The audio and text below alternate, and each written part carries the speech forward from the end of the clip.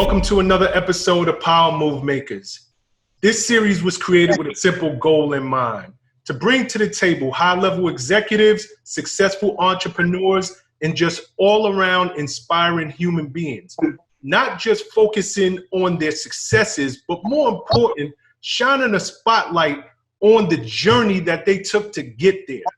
This week's guest, I'm so honored and pleased to have him on the show. I think that it's so much that our audience can learn from him because his journey, I had an opportunity to watch him come up and become the man that he's become, a very successful entrepreneur and really an inspiring person for people who want to get into the digital content business. Please welcome to this week's Power Move Maker series, Mr. Vlad of VladTV. Vlad, what's up, brother? What's up, Shawn? Yeah, me and you go back, I think, since 2004. Yeah, I think it actually before that, Vlad. I think it's before that.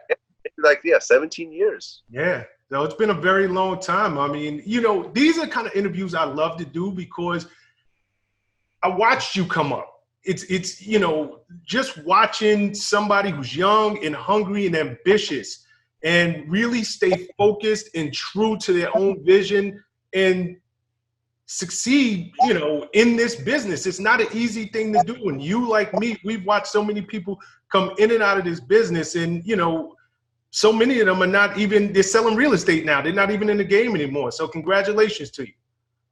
Thank you, Shawn. I appreciate it. Yeah, I mean, you saw me as I was working on my first, like, big mixtape, Rap Phenomenon. That was, like, what kind of got me known as a DJ in New York. And, yeah, it was like you literally saw me in my very, very first stages of kind of getting into what it is I want to do. Absolutely. You know, we speak about, and I was going to bring this up, so we might as well start here. But Rap Phenomenon, it was you and probably one of my favorite blend DJs. I managed Dirty Harry for many years of his early career. So you and Dirty Harry have like a classic mixtape. Like the Rap Phenomenon, Biggie and Tupac was incredible. Yeah. Green Lantern actually joined us on that second one. But yeah, it was an honor, man. I was such a fan of Dirty Harry. And I met him in a strip club, actually. I was DJing this really lame, failing strip club on Coney Island Boulevard in Brooklyn.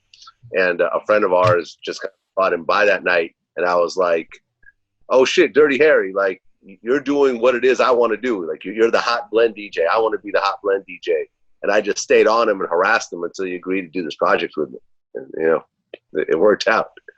That's dope. I mean, I like that you brought that up because that's something, and just so you know, our audience, it's really entrepreneurs and people who are seeking success. And I like the fact that you say that you stayed on him until he agreed to do this mixtape. At the time, Dirty Harry is Dirty Harry. I gotta believe if you're DJing in the strip club, you weren't necessarily the Vlad that the world knows you as right now.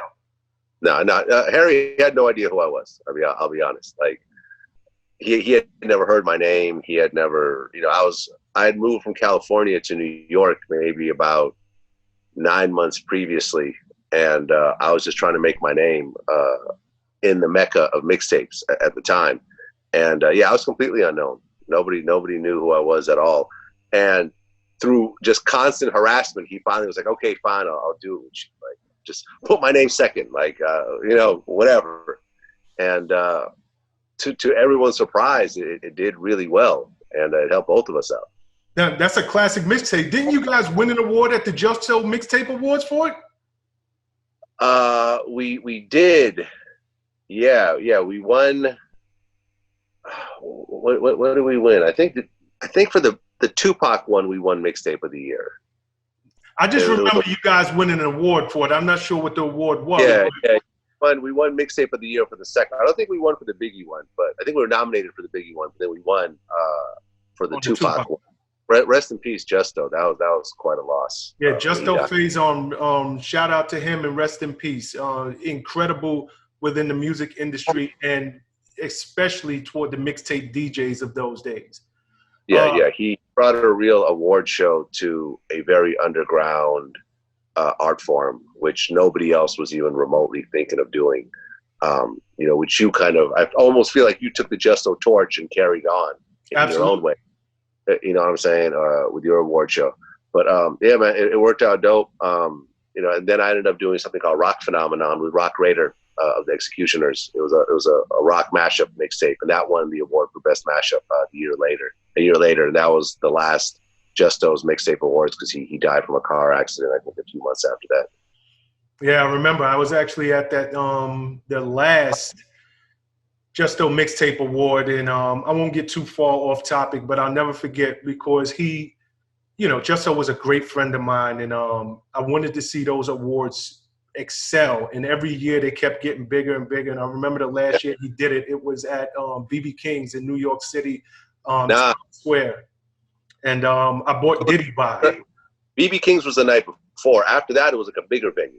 It was at the bigger venue. Oh, I bought Diddy by the BB King's one. It was the last year he did it. Which, yeah. Did BB King's. The next year it was a much bigger venue. I forgot what it was. The Manhattan Center or something like that. It was big. Like he had really. No, he kept growing it. He kept growing. It's interesting, right?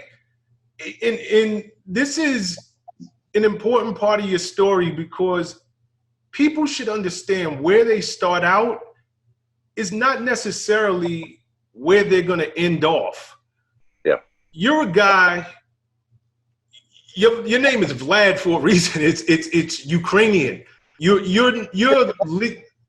actually born in the Ukraine, correct? Right. Well, it used to be the Soviet Union at the time. Okay. Russia, essentially. Years later after I moved, the countries kind of broke apart. And Ukraine became its own independent country. But at the time, I was Russian. I was part of Russia. I came over to the U.S. at 4 years old.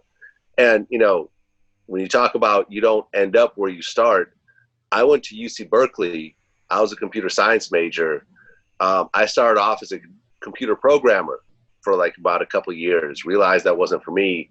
Then I went into, I started my own technical recruiting company. Like I would actually help, high-end engineers find jobs in all these kind of .com companies that were popping up.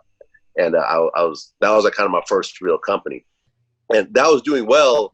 And then the .com crash happened and it completely wiped out my business. I just bought a big house. I had a Benz and all this other type of stuff.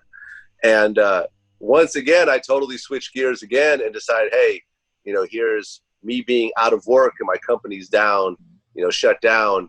Let me try to pursue DJing, something I've always been passionate about. And once again, I switched careers. Like, and then, later on, I started doing DVDs and I started doing VladTV. So there's been a lot of twists and turns along the way. My traditional path that I started on, I should still be a computer programmer to this day. And I'm very far from it. But I'll tell you that going to Berkeley and learning about computer science and working as a programmer has allowed my company to function the way it has. Like if I didn't go through all that, VladTV would not be nearly as successful because I don't think people understand how complicated the back end is in terms of what we do. We put out so many clips a day. We put out 7, sometimes as many as 10 clips a day because we have such a complex system in the back end that I've been developing with my programmer for 10 years. And that's kind of the whole thing. You'll have twists and turns, but you'll learn everything. You'll learn something from each step that'll help you later on. I love that you're bringing this up, Vlad. You hit on so many points, and I'm trying to remember as we're going because, again, we started out with, and I have to say this, and I reiterate this in so many of my interviews, just because you're starting one place, it doesn't mean that you're going to end up like God has us on this journey. And every experience we go through, even if we can't see the benefit in real time, it's never wasted time. You're talking about graduating UC Berkeley as a computer programmer and how you've switched careers 3, 4, 5 times. But how what you learned back as a teenager has helped you to create this multi-million-dollar business. I love that you told this story. So I think people need to hone in and understand, number one, there's no wasted experiences. I don't care what you're going through. you're going through it for a reason. And at some point in your life, that experience is probably going to come to help benefit you. I want to talk about the DVD days. We touched on, you know, I know you as Vlad the Butcher. You know, I remember that I guess photo shoot you had with all the blood on you. Yeah. You moved from there. Why get out of the mixtape game, number one, and then talk to me about the DVD game? Well, you got to understand, I moved to New York and I was broke by that time. Like I was actually homeless. I had a friend of mine who was a promoter, and I became cool with his brothers. And I was sleeping on the couch, you know, in the Flatbush area in Brooklyn. And I was sleeping on their couch until they told me, hey, you can't sleep on this couch anymore. And then I had to scrape up enough money to get like a little studio apartment in Borough Park in Brooklyn once again. What made you come to New York? Why? Well, because what happened was after I shut down my business, I said, okay, I'm going to be a DJ, right? I'm like, I mean, that doesn't come out of the clear blue sky. You have to tell it, like, connect the dots for me. Right. Well, you know, growing up hip hop, being a hip hop kid, being a break dancer, falling in love with hip hop and everything around it, you know, listening to hip hop exclusively the majority of my life. Right around in college, I started messing around with producing, you know, making beats. Mm-hmm. And, you know, I had an MPC 60, I had an SP12 and, you know, an ASR 10, and I had different equipment. I was making beats. Realized I was never really that good at one point. I said, I'm never going to be DJ Premier. I'm never going to be Dr. Dre. There's something within these guys that I don't have. And, you know, I've always felt like if I'm going to really devote my life to something, I have to feel like I'll be one of the best in the world at it. Or otherwise, being in the middle really feels like a waste of time to me. So I had to just, you know, after years and years of making beats in my bedroom and making a few little demos with local rappers, I just said, you know, this is not for me. I'm not that great at it.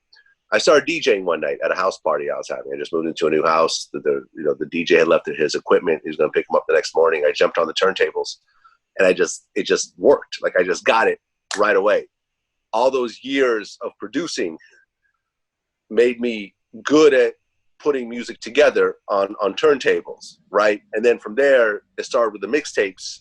And once again, all the producing and working on whatever the Pro Tools thing was back then, I found a program where I could put my mixes together in a similar fashion. And it was like, yo, and I was actually the first DJ to put a mixtape out, to release a mixtape on the internet. Like, this is very common these days. We're talking about 1998. It had never been done before. You know, when the history books might remember this, you know, they might not. But I put out my first mixtape. It was actually a Cypress Hill mixtape. You know, I just interviewed Be Real, and he told me how he remembers, you know, hearing that mixtape for the first time. It got on his radar, even though we would meet years later. So I'm putting out these mixtapes on the internet, and I'm doing blends, because that's, you know, being a producer, blends is sort of that thing that kind of you know, drives. And I started putting out these blends, and I started DJing in local clubs in Oakland and San Francisco.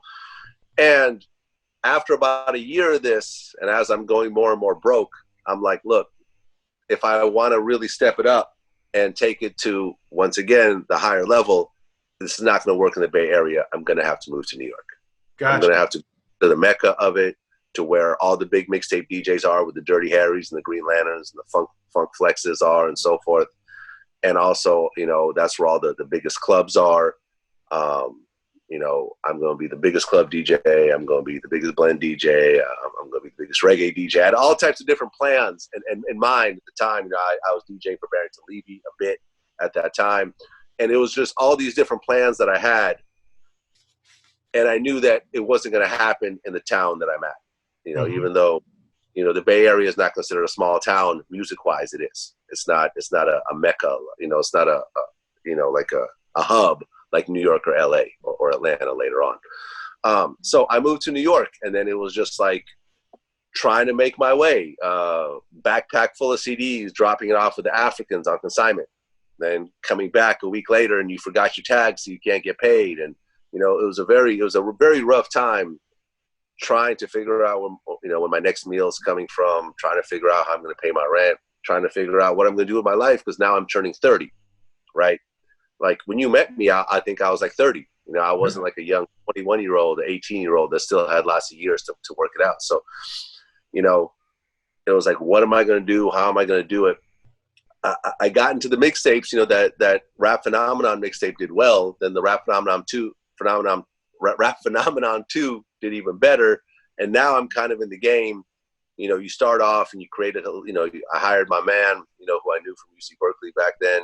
And he's like responsible for shipping out mixtapes and sending them to mom and pop stores. And I have a little business that's now supporting me. But it's not a business, it's a hustle, because what I'm selling is illegal, right? I'm not clearing the copyrights on any of these songs. I'm not selling to, you know, Tower Records. I'm not even sure if they're around at that point, but to no major chains. I'm selling to mom and pop shops. And I'm hoping that the feds don't kick my door down, you know, and arrest me for copyright infringement. I'm having to put shit in other people's names and so forth. And time is going on and CDs are going away. The mom and pop stores are closing down. So I'm having to create more product to make the money I made a month before. You see what I'm saying? Yeah.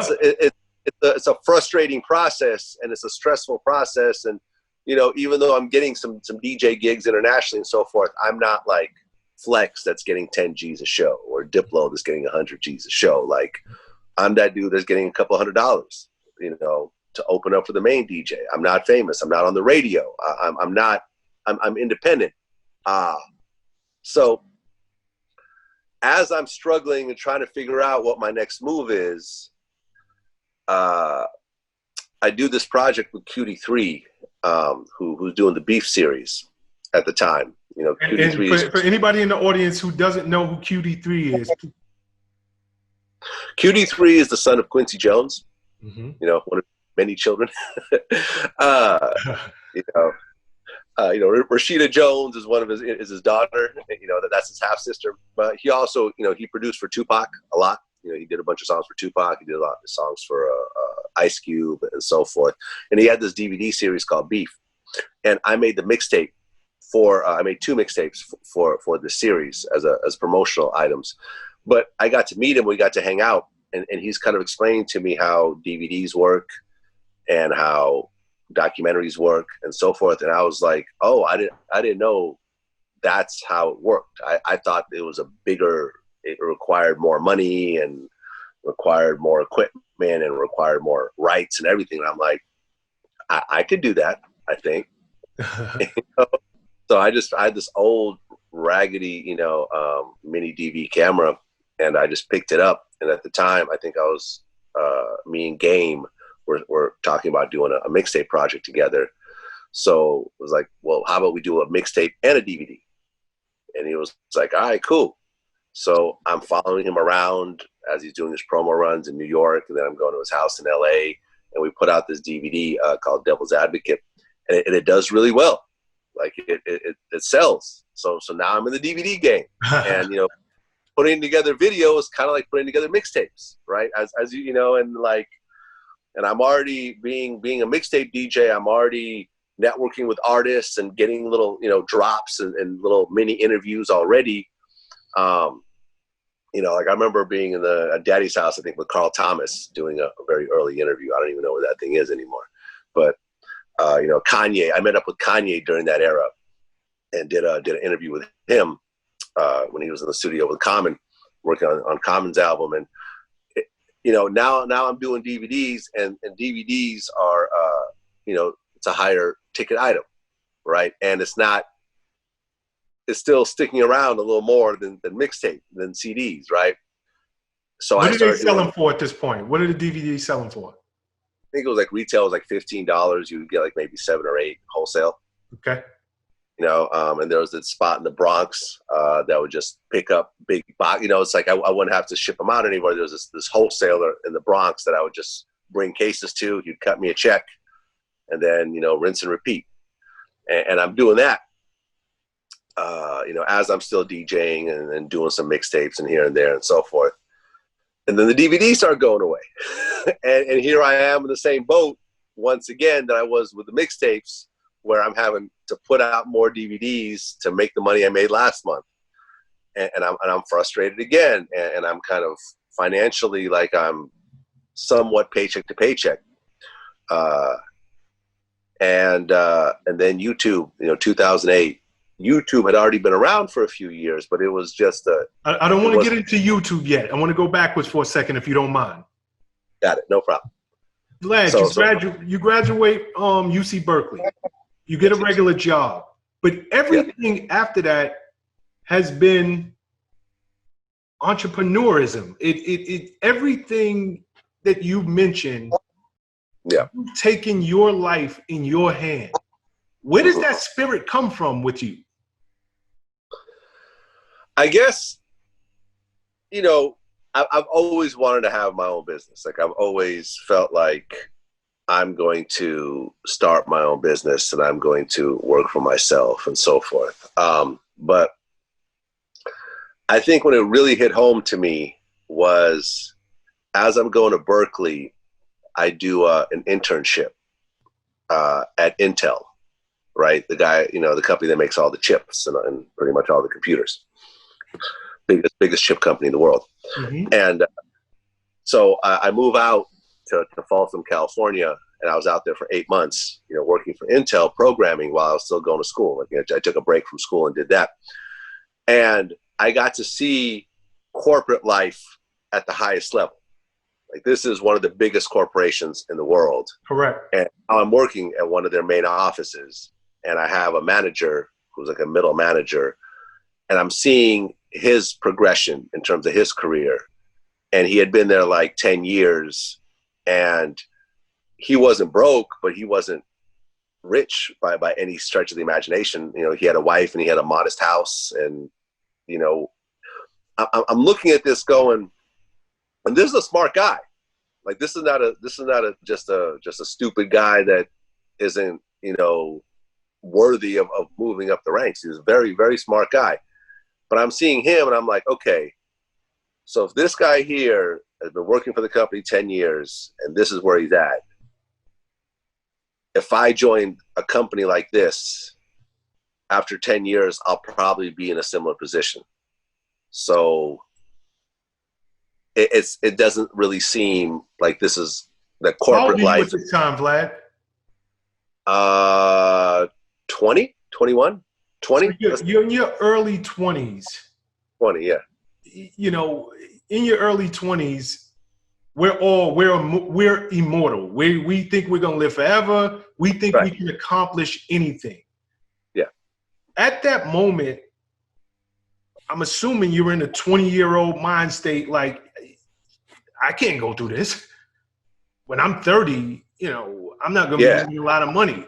Yeah, I'm not going to be president of Intel. I'm not going to be a vice president. I'm not going to be making millions here. I just, you know, I'm planning things out. I mean, even going to Berkeley was me planning things out. You know, getting a computer science degree was planning things out. I could have just been a history major and had a very easy time, you know, with easy classes.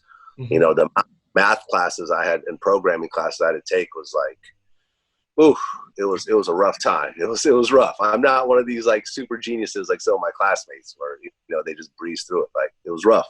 So, pardon me. So, yeah, I just knew at that point that being at a big corporation like that, I wasn't going to accomplish my goals, my life goals. So as I graduated, I had an offer from Intel. I also had an offer from this company called Sun Microsystems, which was a big hardware maker at the time.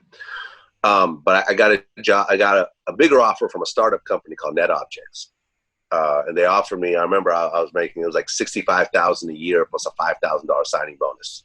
My first year out of college as a 23-year-old, which was pretty good at the time. Great. $1996 on top of that. So it was probably equivalent to like maybe 100,000 this, you know, in 2020. And I worked for them for like a year. And I just realized that I'm not a great employee. Like, I'm just not good being part of this team, part of a team with a boss, and being kind of low on the totem pole and so forth. It just wasn't my thing. And so after a year, it takes a year to get a certain number of stock options. So, you're 25% of your stock options. I stayed exactly a year. I quit. I got my stock options, which I think ended up being worthless anyways because the company went out of business. I tried to be a contract. I became a contractor. So I would essentially work for companies as a programmer for about a year, but on a contract basis, which meant I was now making like $50 an hour or $75 an hour, which was equivalent to like 150,000 a year. And now the money's starting to come in, but I'm like, I'm not really into programming like that. Like sitting in front of a computer and writing code all day long just isn't really my thing. And where I was, the company I was contracting for was in a plaza in Emeryville, California, with another company called Ask Jeeves. Ask.com. It was a company that was on its way to becoming public. Mm-hmm. Right. It was on its way to becoming a big company. And I became cool with the CEO or the founder and CEO of the company, CTO, I think. And he was looking to hire people. So I'm like, well, shit, I could help you find some of these people. And recruiters make something like 20% of the person's first year salary. So if I hire a senior level engineer and their salary is $100,000 the first year, my commission is $20,000. So, and I started to hire, and I'm hiring people like this, and I'm like, shit, 20,000 a pop, 15,000 a pop, 10,000 a pop, and you're hiring multiple people a month sometimes, and now you're working with other companies. And I remember I'm like, all right, I got enough money to last me about 6 months from these contracting gigs and whatever else I saved. Let me go do recruiting full time. I launched a company called Gigastaff, and I said, okay, if it doesn't work out, I'll go back to programming again. But it worked out. So now I'm kind of in a whole new thing, and now I actually have my own company. Now I got an office, and I started hiring people, and everything is going well. And you got to think this was like 1999, going into 2000. And the .com market is on fire. Mm-hmm. Going public, Ask Jeeves goes public. I get stock options in that, which is a nice check. And all these other companies are getting all this funding because the internet is a new thing and everyone is going crazy. And all these companies are investing and giving millions of dollars. And you get a couple, when you get a couple $1 million in seed funding, you have to hire as fast as you can. So they work with people like me because, once again, me being a programmer, I could hire other programmers because I understand what to look for and I understand how to talk to the managers. Whereas a typical recruiter has no idea what they're doing in this regard. So they would send candidates that made no sense. Whereas with me, it's like, okay, one engineer talking to another engineer, this works out better. So I'm doing this and the money's rolling in and it's all good. And then out of nowhere, the .com crash happens. And all the companies I was working with, they all start going out of business, or if they don't go out of business, they definitely stop hiring. So I kind of had this decision of, okay, do I stay with the recruiting during what's about to be a very rough time? And I just bought a $500,000 house in the Oakland Hills, and I had expenses and so forth. Or do I say, fuck it, this was a nice run. I'm going to pursue one of my real passions, which is music, because I kind of have this time that my business is nothing's really happening. And sometimes I think like I had friends who were doing the same type of thing. They stuck it out during this downtime because, listen, I mean, the internet came back. Right. Look at the internet these days.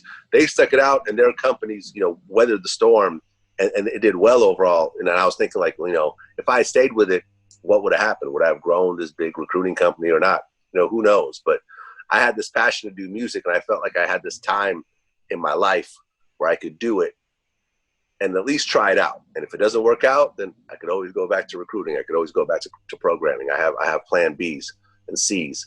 But, with that, I moved to New York to try to do the music thing. I love your transparency, Vlad. And you know, for anybody who's watching or listening to this in podcast form, you're dropping so much really insightful information into the mind of the making of Vlad and the making of an entrepreneur. There were so many times you could have pivoted and gone back to work for somebody. It's not like you're not qualified. It's not like you don't have higher education. But I love the fact that you're having these, I guess you call them great runs. Then the market crashes and you find yourself broke and you figure out something else and you stick with it again and again and again. Just before we move on to VladTV, where I want to go next, can you give any advice to any aspiring entrepreneurs just in terms of sticking with the dream, sticking with this idea that you can make it, you can succeed on your own? Well, I'll say this, right? As important as it is to stick with a really good idea, I feel it's more important to know when to abandon a really bad idea. Because along the way, there was a lot of stupid ideas that I had and little companies I try to launch and products I try to launch and things like that. And I mean, even when you talk about the mixtapes and the DVDs and so forth, like I know some, you know, people that are still doing DVDs to this day. Wow. I have no idea. I have no idea why. You know, I don't know where you would sell them. I don't even know who has a DVD player. But, you know, I know people that are still rapping to this day. They've been trying to do it for 20 years and it's still, they can't even get 1,000 views on YouTube. Like, but they stick with it. Correct. Because they're stubborn. Correct. So I think that you have to know how to be able to try new things and be honest with yourself when you know it's not that. When you know that great advice. It's not going to pop off. You know, because as I'll talk later, you know, in the VladTV thing, there was a lot of websites that I've owned and YouTube channels that I've owned that are just gone at this point because they had their run, it didn't work out. It is what it is. So it's very important to know when to abandon the really bad ideas, but really know when you have a really good idea that's really growing and to move the clutter out the way so you could concentrate on that really good idea. And it's going to require a lot of sacrifice because all along the way, I wasn't keeping full-time jobs. When I was a mixtape DJ, I'd wake up in the morning and be a mixtape DJ all day long until I fell asleep at night. When I was doing DVDs, that's all I was doing. When I do VladTV, that's all I do. There is no working at a restaurant and when I get home tired, then I try to be a mixtape, you know, do mixtapes. It doesn't work that way because you're competing against the people who are doing it full time. So I think that's really the best piece of advice that I use myself that I think other people should use as well. Okay, talk to me, Vlad. Let's get into the VladTV era. Mm-hmm. And I want to start because, again, there's some pivots here. Did VladTV start on YouTube or did it start with a .com? It started on YouTube, right? Started on YouTube. Right, well, because it started with the DVDs. And the style, to this day, of me talking behind the camera was because during the DVD era, I'm holding the camera. Mm-hmm. And I'm doing the interview from behind the camera as I'm holding it. Then I go home and edit it and, you know, whatever else. But YouTube was a thing. It had been out for, I think, a couple of years. Google had already purchased it for $1 billion. But it was just this free video platform that you would upload shit to and, you know, had a pretty limited audience. And I remember as I was doing DVDs, I would put some of my trailers up on YouTube because it was just a place to put them, but it wasn't anything I was really very serious about because it wasn't bringing any money. And then in 2008, YouTube introduced what they call the partner program, which is where they run ads on your channel and you could actually make money off your videos.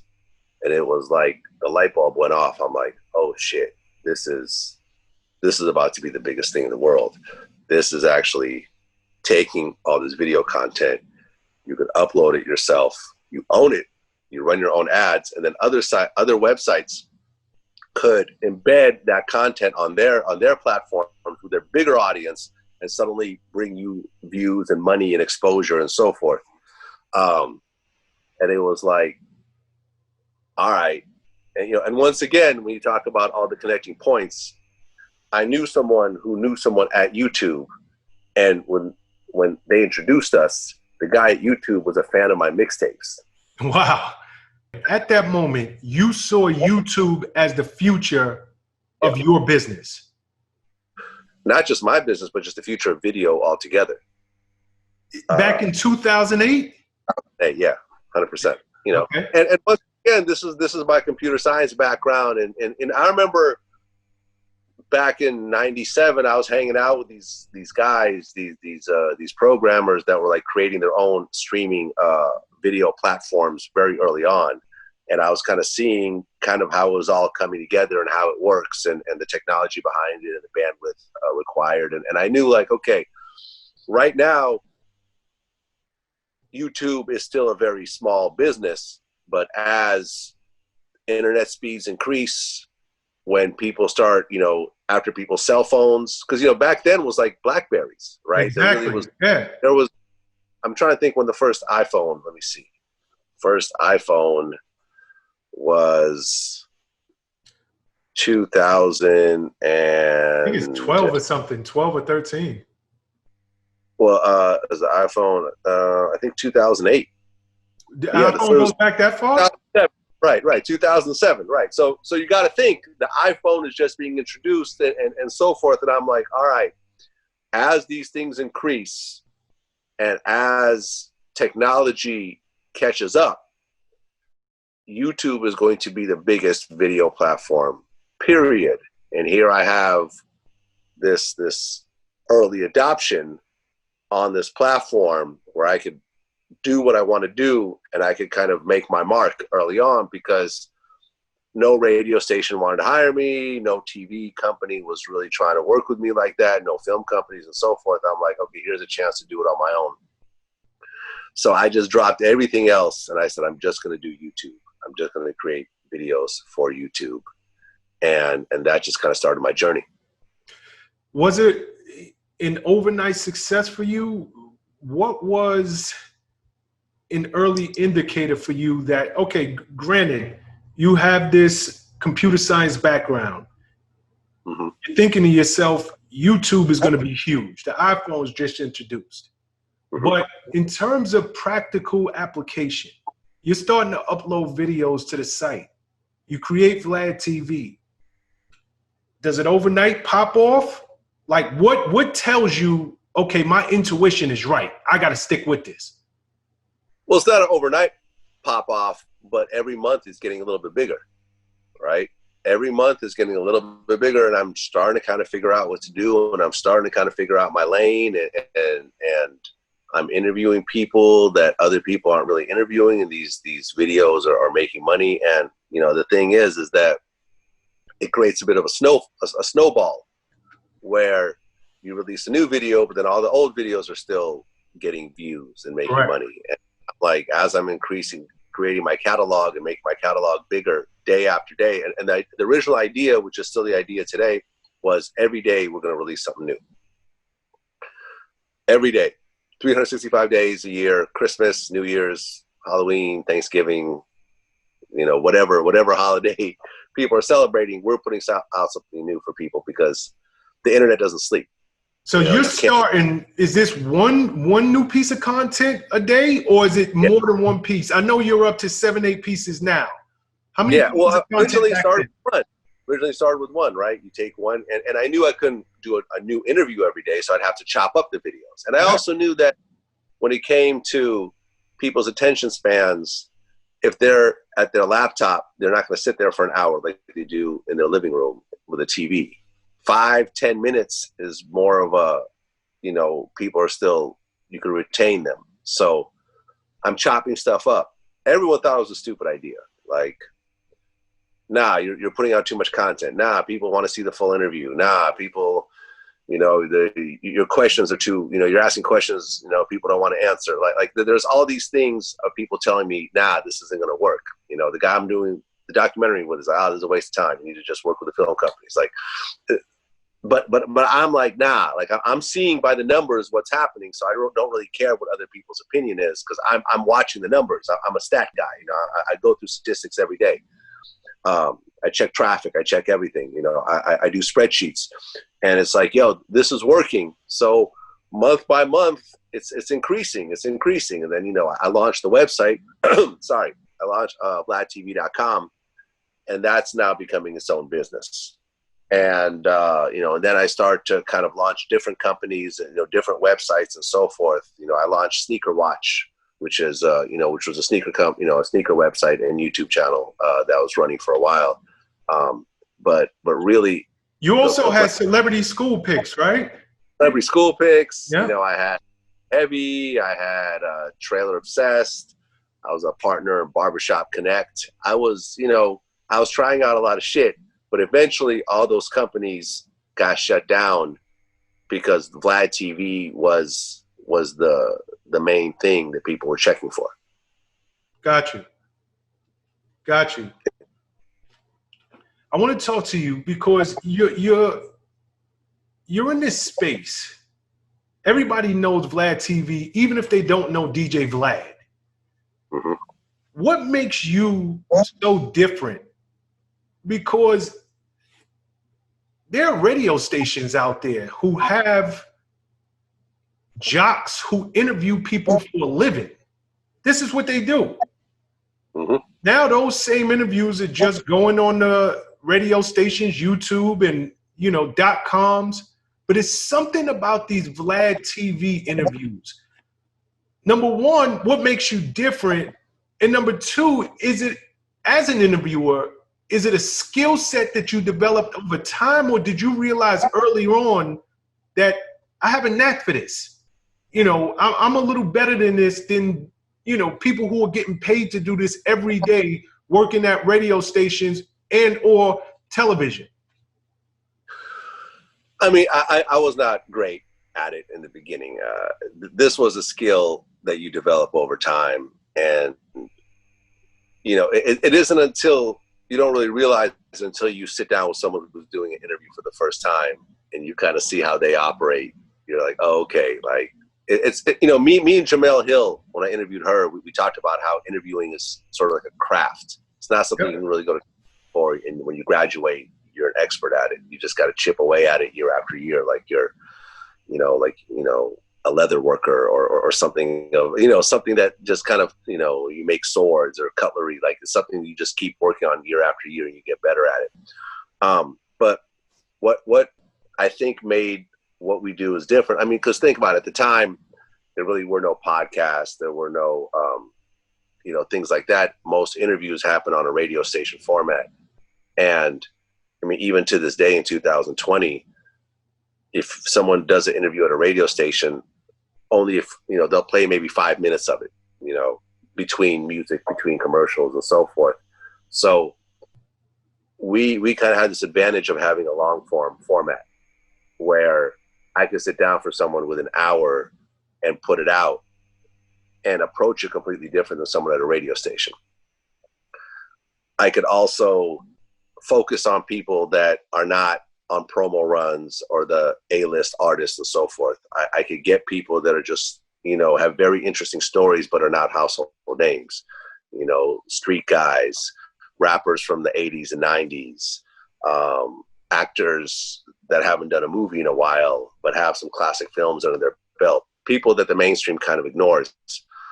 And it was that kind of focus. And it was also like, I felt that hip hop media was always just pretty much just public relations most of the time.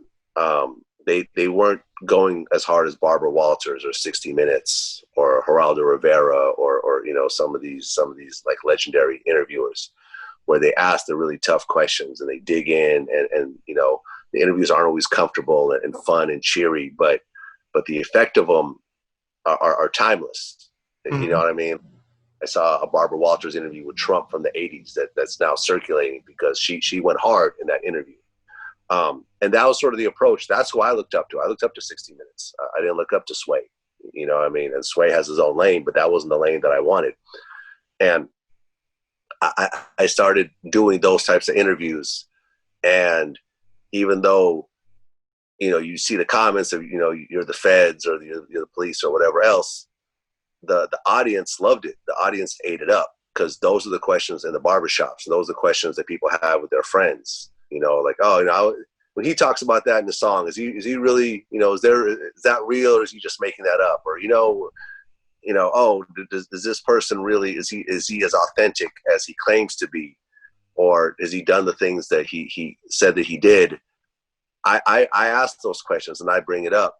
And over time, it kind of became a calling card, and it became a differentiator to those things. And, you know, at the end of the day, I bring, you know, I grew up in the suburbs in San Mateo, you know, then I went to school in Berkeley and lived in Oakland. But, you know, my upbringing was different than the typical hip hop interviewer. So I understand as a white kid who loves hip hop, I know what interests me and audience, which is different than someone who grew up in the Bronx, you know what I mean? And was around some of these elements already. It may seem normal to them.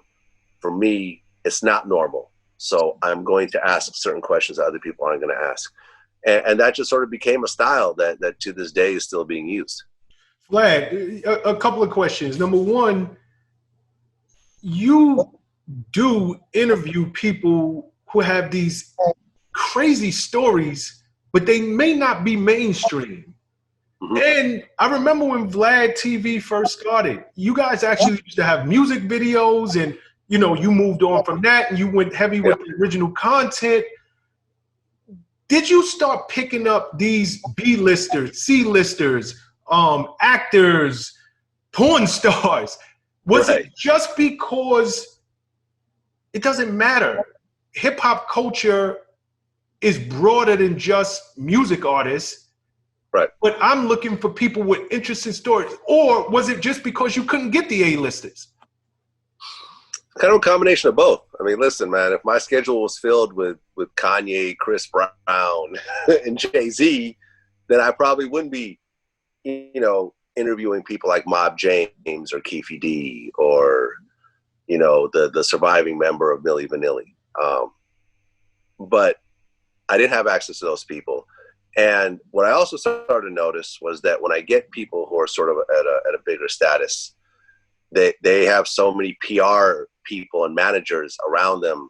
You know, like I remember when I interviewed Rich the Kid, you know, earlier this year, like, they're like, you can't ask any beef questions, and if you do, we're going to end the interview right then and there, and we're going to walk out. And I'm like, all right, look, number one, if you want me not to ask certain questions, cool. But if you're threatening to walk out, if the conversation goes a certain type of way, I don't even want to do this interview. But they're like, okay, fine, no. And we kind of reached a middle ground, and we did this interview.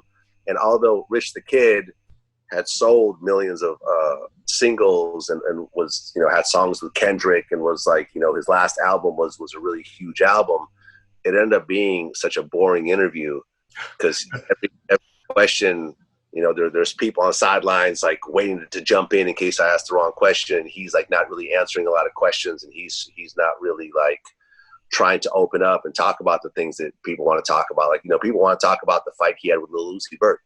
Like, exactly. But that was off the table. So we had this interview where so many things were not, I wasn't able to do it. So you have this big artist that gets very little, you know, one of the worst performing interviews of the year.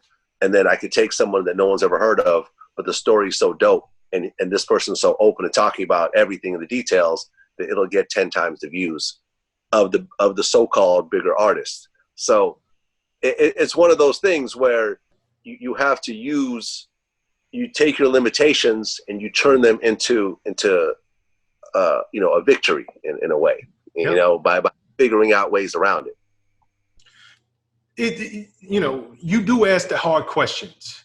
Anybody who watches VladTV knows that. That's why people love your interview style. Has there ever been a behind the scenes where guests just wowed out or threatened or even, got physical with you? No one's gotten physical with me. I've had guests get angry in the middle of the interview. I remember 03 Greedo. I was asking about this rapper that he had been beefing with previously, and he didn't want to talk about it, and I kind of pushed a little too far because I was trying to explain to him how that dude, I'd interviewed him, and that guy actually spoke highly of him. Mm-hmm. But 03 Greedo was also on his way to do like 20 years in prison. He was about to check himself in like a couple days from then. So he was already on edge. And when I'm asking about things that he didn't want to talk about, he got angry. He got up and was like, man, fuck you. I don't even want to do this shit. I'm a gangster. Like, he got angry. And I'm like, all right, my bad. Can we finish off the interview? And he sat down and we finished off the interview. Then actually we kind of laughed about it afterwards. But I didn't even put that part out because I just felt like, like a Breakfast Club would put that out because they like those types of viral moments, like Birdman walking out and so forth, or Fredro Starr getting pissed off. For me, I just felt like this was kind of a bad look for the platform. And I'd rather just cut this part out and show the interview in a positive light overall rather than the drama around it. Because then I'm thinking, you're going to set off a trend of everyone's going to storm out of interviews, or everyone's going to try to yell at me or whatever else. I'm not trying to create that type of aura. So yeah, I've had that. I mean, Tretch, at the end of our interview, he just got too emotional about the Tupac questions, just got up and started to walk out. That's actually on film. Ugly God, at one point, just kind of started to lose it and got up and said, nah, I'm done with this interview. But then again, afterwards, me and him spoke and he apologized. So it does happen, but that's not our thing. Like, that's not what we want to be known for. So you don't steal out of that on the platform.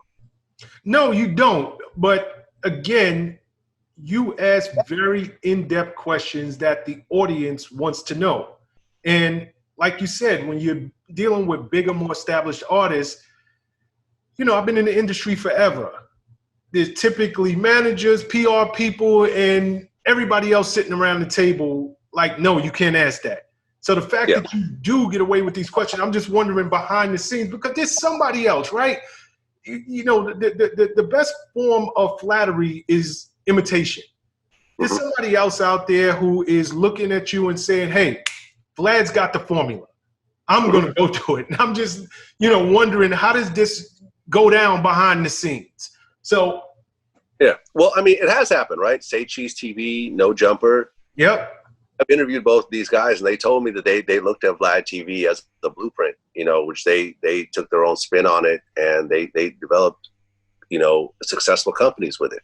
And this is not me knocking them at any sort. Like, I interviewed these guys. I brought these guys on my platform and really gave them their shine, later on. Their props, really, later on. Yep. And lots of people are going to look at this and create their own, their own version of it. And I think that's dope. So how do you feel about competition just overall? Because I alluded to it earlier. When you got in the game, you're Vlad, right? But there were established entities out there that were mainstay in hip hop. You had the XXLs, the Sources, Hot 97. Just, they're all rushing and they're doing stuff online. Obviously, you survived, you weathered the storm, but every year, every day, especially now in COVID, there's so many more people interviewing. How do you feel just about competition overall? I've never cared about competition. Like, this is not the NBA Finals where there can be one winner. Like this is worldwide to billions of people in hundreds of countries, and everyone is going to build their own audience. Like when Jussie Smollett, faked the whole noose thing, and there's a video of the police showing up to his house and he still has the noose around his neck. There was a bunch of people that to this day still believe him and say that, no, he really got attacked by these MAGA wearing, hat wearing racists, and he's totally innocent. so you're going to find a following, especially on the internet, no matter what you do or how you do it, as long as you keep putting out consistent quality content. I mean, Alex Jones with InfoWar, with all the nonsense that he talks, he's got a following. Yep. So I've always looked at it as like, I'm not competing against other people. I'm competing against myself. I'm trying to create the best content. If I ever see someone else, I might feel some type of way, like, damn, they got this artist and I couldn't get them. I might be mad at that, but just not mad at them, just mad that I couldn't pull it off through whatever, networking or whatever else I had to do myself. So it doesn't matter. There's going to be competition, and people are now interviewing, celebrities on IG Live, and that's cool, but there's also no money in it. There's literally $0 in that. Instagram was talking about monetizing, Instagram TV, IGTV later on. But at this point, shout out to Fat Joe. He's getting really dope interviews, but he's also not making a penny off them. Right. So there's always going to be new things. There's always going to be different platforms. There's always going to be new people to do it. What I do is not so unique that thousands of other people couldn't do the same thing. But what I have done is I have built up, over 4 million subscribers on YouTube. I've got 1 million followers on Facebook. I've got 500,000 on Instagram. I have a website that gets, 1 million people a month to go to it. And I have followers and fans or whatever, viewers or whatever you want to call them, that when I put out something that's good, there's people there that's going to consume it. And that's the only thing that really worries me, not the competition. Got you. Vlad, how big is your team? About a dozen people. Okay, so it's still a small business. Yeah. How are you getting these people? Because you get some really great interviewees. You just had the guy who killed Michael Jordan's father. Yeah. You've had so many interviews, and I look and I'm like, damn, how big is that team? Is it now that people just want to interview on VladTV, or do you guys still have to work for these interviews? I mean, it's both, right? Sometimes, like the guy you mentioned, the guy who killed Jordan's father, Daniel Green, that started off with a DM from a guy that knew his sister, right? And then he gave me his sister's phone number. I connected with the sister, and I had to stay on her for a couple months until she finally connected me with him from prison. And then we kind of got the ball rolling after that. So sometimes people approach us because we now have a reputation of being in business for a dozen years. And, if you're into hip hop culture, you've probably seen at least a few VladTV interviews over the years. So people approach us, PR companies approach us, rappers themselves approach us, whether it's a DM or an email or they hit my assistant or whatever else. But best believe every day we're also chasing after people as well. Still to this day. Oh yeah. I wish my job was as easy as, okay, who should I book today out of these dozen people that reach out to us? But no, it doesn't work that way. Like we're still out there chasing after people, hitting up, people directly, PR companies, networking. I'm hitting up, other, interviewers. I'll hit them up and say, oh, I saw you interview so-and-so. Can you get me his contact? And if you need anyone from my end, I'll help you out. I'll pass along info as well. And sometimes it's just like, I'll know the person, me and Chuck have been talking, Chuck D from Public Enemy, have been talking about doing an interview for 10 years now. We did one 10 years ago. And for 10 years, we've been talking about doing another one. And then finally, a few months ago, he's like, okay, now I'm ready. So it's literally a 10-year process of hitting this man up every few months to keep getting a no over and over again until finally get a yes. It ends up being an epic 3-hour interview. So, wow.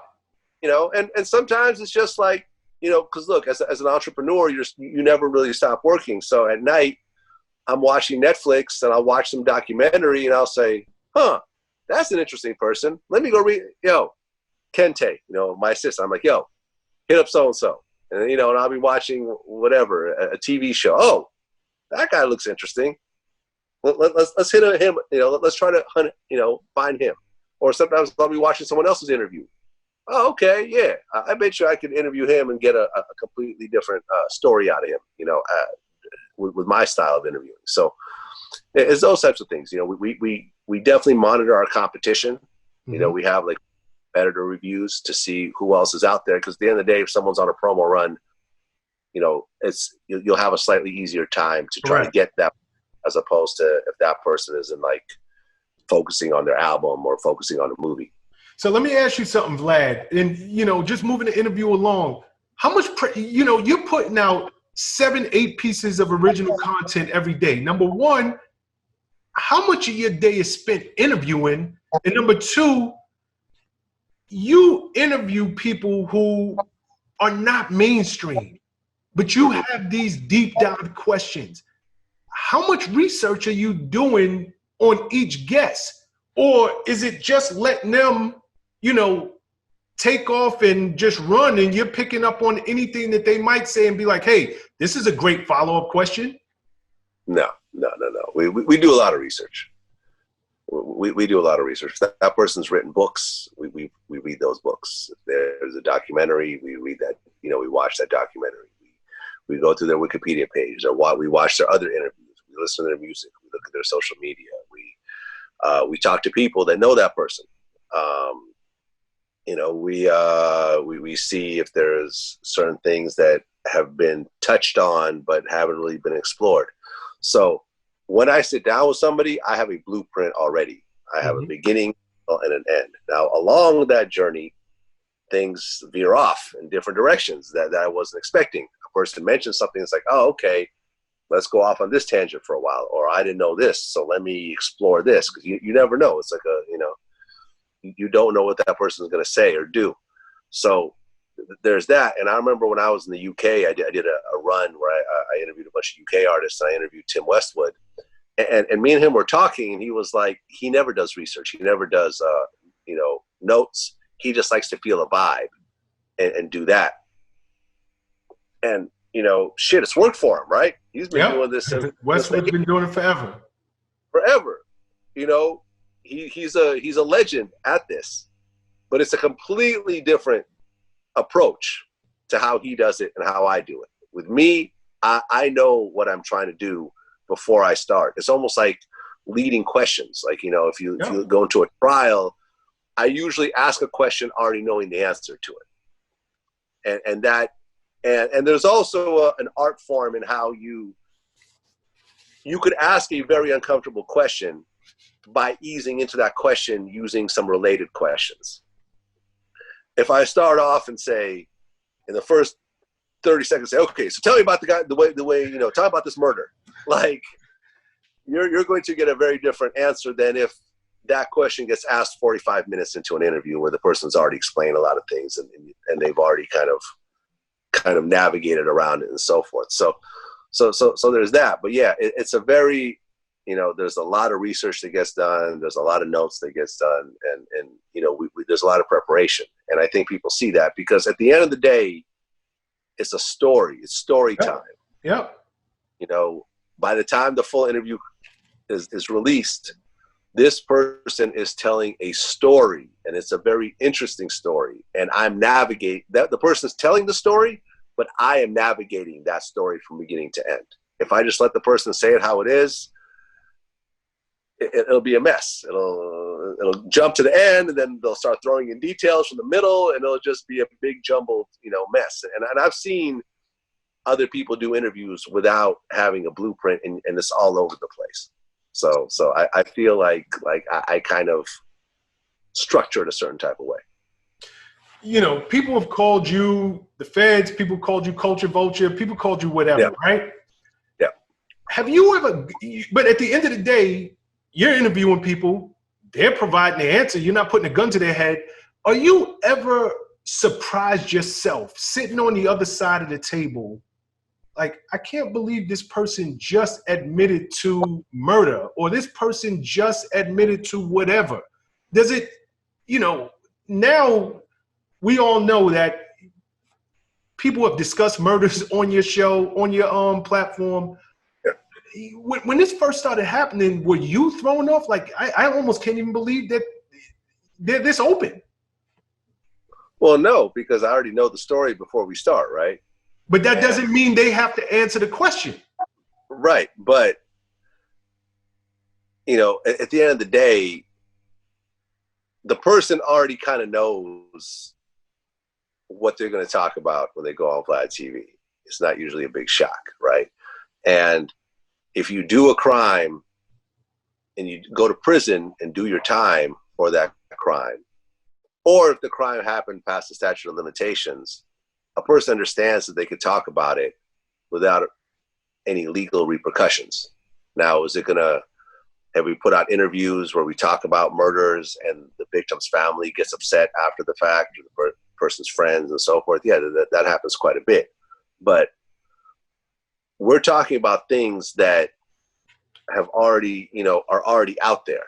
Like I've never sat down with someone who has never been arrested in their life and say, hey, tell me about that 13-year-old kid you murdered 2 years ago. Like that's never happened. I've never solved a crime in the midst of an interview, ever. I'm just saying, just in terms of shocking information, because to me, right, and I hear everything you're saying. I guess it's a testament to your interview style. You make people feel comfortable that they're willing to open up. But it sounds like from your end, you're saying, no, Shawn, you know, I do what I do and I'm good at what I do. But people, they kind of have an idea of the statute of limitation. They kind of have an idea of any legal ramifications they can run into. So by the time they sit in that interview chair, they're ready to talk anyway. Yeah, like when I interviewed Keffe D and we talked about the murder of Tupac, you know, because he was in the car that shot up Tupac's car. We're asking very extreme questions, but he had already written a book about it. Mm-hmm. So, you know, even when he tried to avoid certain questions, it's like, well, in the book, you lay all out. So we might as well talk about it because you've already written it in a book that you're one of the authors of. So what do we, you know, what are we doing here? So yeah, like the point is that people understand what it is that they're talking about. People understand what they're getting into. And people ultimately want to tell their story, man. Listen, if you go and do 20 years for a crime that you actually did and now you're out, you want to tell that story. You have the right to tell that story. You've done your time. You've sat in a cage for 2 decades and you know, you missed out on a whole lot. But you get to tell your story. You know, guys like Teflon Shawn from DC, who went to jail for murder. And it's like, he even said in the interview, like, I didn't kill the guy. My man did. And he tried to come back and, you know, and try to, you know, tell the story later on after I got convicted, but the judge didn't accept it, you know. But I've done so much, you know, Shawn would say, I've done so much other dirt that, you know, the 20 years I got, I can't be too mad at because there's all the other people you know, he may have shot or killed that he got away with. You know, I don't know. But in the way he answered, it was kind of like, I got away with a lot of shit. So I can't be too mad at the 20 years that I did, you know, for what my friend did. And at the end of the day, that's my friend. So I'm willing to do it for him as well. So people want to tell their story, man, you know, and not everyone gets a documentary. Like, and what we offer is a chance to do a documentary style interview, a life story type feature on that person that's going to live on forever, that millions of people are going to watch. Because waiting for that Netflix documentary, you'll end up dying before it comes. You know, John Witherspoon never got a documentary about him, but he has a life story interview on VladTV that all of his fans could still watch to this day. Do you have a favorite interview? I mean, the Keffe D interview was probably my favorite, just because. Out of all of the hundreds of interviews you've done. Yeah. I think the Keffe D one, because what I do is really it's the purpose behind it is for history, right? I am chronicling, the events of this era while I'm alive, of these important historical figures that in the future people will go back and reference, that people will write book reports on and so forth. And the Tupac story is so important. Like, Tupac died 25 years ago, 24 years ago, and he's still huge. He's still a huge figure. I mean, you were a bad boy. You know more than anyone how crazy that era was with the East Coast, West Coast beef and Big E and so forth. I just interviewed Slim from 112 yesterday. He talked about how that whole time was. And being that Tupac died at, 20-something years old, and he had so many incredible timeless songs, and he had all these movies, and he had so much drama off camera, as well, and there's always been conspiracy theories about his death. Oh, he's still alive. Oh, the government killed him. Oh, Suge had him killed, and so forth. That I was the only person to actually sit down with someone in the car, the only living person left in that car that murdered Tupac. And this is an older man who's not in great health already, that we don't know when his last day is. I was supposed to interview Dick Gregory, and he died. Mm-hmm. I was supposed to interview Pop Smoke, and he got murdered 2 days later. Like, there's people who I've wanted to get their stories, and life happens. You see what I'm saying? And with Keffe D, I didn't know how much longer he has. And this is such an important story. And I got to get the firsthand account of what led up to it, what happened in the car, and what happened afterwards. And this is going to go, and I just feel that it's so historically significant that 100 years from now, when you and I are gone, and people are listening to Tupac's music, and they're learning about his murder and everything else like that, that Keffe D interview is the only firsthand account of what happened from the enemy side of things. Suge could tell a story about what happened inside that car, even though he's never told it. And you don't know, will Suge ever tell that side of the story, in detail before he dies? Who knows? But I got part of that story, and I think that's probably why my favorite interview is that. So with people coming at you all the time, you seem to have a very clear vision. You seem to have a very clear purpose of why you do what you do. And you do an extremely great job. And you have an understanding that long after I'm gone, this footage lives on. The fact that some people may not appreciate what you're doing in real time, does it discourage you? I understand you're in business. This is what you've built.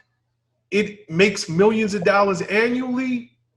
But is there a part of you that feels like a victim, if, for lack of a better word, when people are, Vlad is working with the feds, and Vlad's a culture vulture, and Vlad's not from the culture, whatever they may say? You seem to have a real good grasp of the fact that this is so much larger than Vlad. How does it make you feel when people come at you like that? I mean, look, no one likes to be spoken of in a negative manner, right? Like, no one likes it. But there is a higher purpose to it. There is a business around it where, like I said, there's a dozen people that I essentially provide 100% of their income. Like there's literally, and when the quarantine started happening, one of the things that I'm most proud of as a business owner was that none of my employees got laid off. Nobody had a salary cut. They still retained all their full benefits. I got to have, people work from home, so they were in a safe environment. In fact, we even increased. We're now hiring more people during this time. And it just, you know, the fact that we had built up a stable business over that time helped out all the people that worked for me, whereas everyone else, you know, was firing people, slashing salaries, you know, cutting benefits and so forth.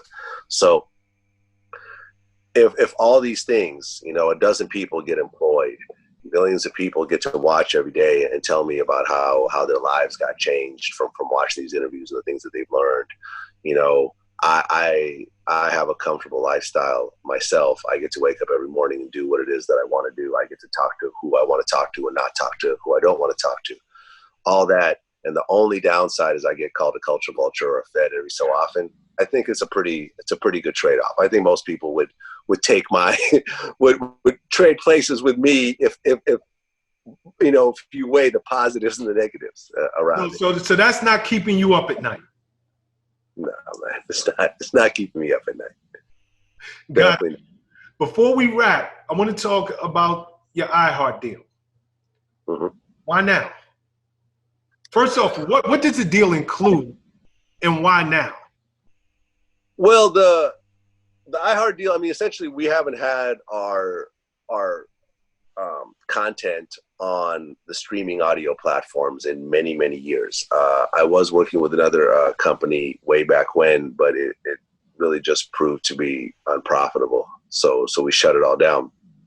And a lot of people would hit me up and say, yo, I wish I could listen to your to your interviews in my car on the way to work, but it's not on Spotify. It's not on Apple Podcasts. It's not on iHeart. So we had already been in process of closing a deal with another company to bring our interviews onto the streaming audio platforms. And then, you know, after me and Charlemagne started to talk again, he was telling me about iHeart, and he was like, "Oh, let me, you know, you should talk to them before you decide what you want to do." So when I started talking to iHeart, they basically agreed to just put up a much way bigger marketing budget than this other company that I was working with, and they were really like, "Yo, we're going to keep marketing and pushing this platform through all of our other podcasts in order to make your podcast pop off." And, you know, they were putting like the muscle behind that corporation, because iHeart is a pretty big corporation. So as we continue to talk, I'm like, okay, this looks like a pretty good deal. This looks like, you know, a better deal than what I was talking about before. And, you know, I think it's time that we bring this content to Spotify and Apple Podcasts and so forth. So that's why we decided to go with iHeart. And, you know, we launched it a few weeks ago, and I'm starting to see the build up now with the listeners and so forth. But it's just like everything else. It takes a while to build up. You know, it's not just like you press a button and suddenly a million people start listening a month. You got to build up the audience, just like we've done with the YouTube audience, like we've done with the Facebook audience, like we've done with the website audience, you know, and all of our social media as well. You know, it was all just person by person, clip by clip, interview by interview, year after year. Got you. Vlad, where can people find you at? Because like I said earlier in the interview, everybody knows VladTV. Not everybody knows Vlad. Where do people find you at? Well, I'm on social media. I mean, there's a DJ Vlad Twitter page, which is actually me running it. And, you know, although the articles get automatically posted, I'm actually on there interacting with people. You know, VladTV.com, you know, VladTV on YouTube, VladTV on Facebook, VladTV on Instagram. You know, if you search VladTV on you know, Spotify, Apple Podcasts, or iHeart, it'll come up as well. It's all pretty much, if you do a VladTV search on pretty much anywhere, you should, you know, you should have something pop up. Got you. Vlad, I appreciate your time. I appreciate your insight and so many wonderful gems that you shared with our audience. I think that you're an amazing entrepreneur, and, you know, I really, you know, in case there's so much going on during COVID, and I love to give people flowers while they can still smell them. So I just want to tell you, meeting you, I'm very proud of you. Keep up the great work, brother, and you really are a true power move maker. Thank you. Thank you, Shawn, man. I appreciate the time. Yep. No doubt. Peace. What's up, guys? Thanks for sticking with me to the end of the video. Truly appreciate you. If you like anything you heard here today, go ahead and hit that subscribe button. And if you know anybody that can benefit from this message, feel free to share. Peace and love.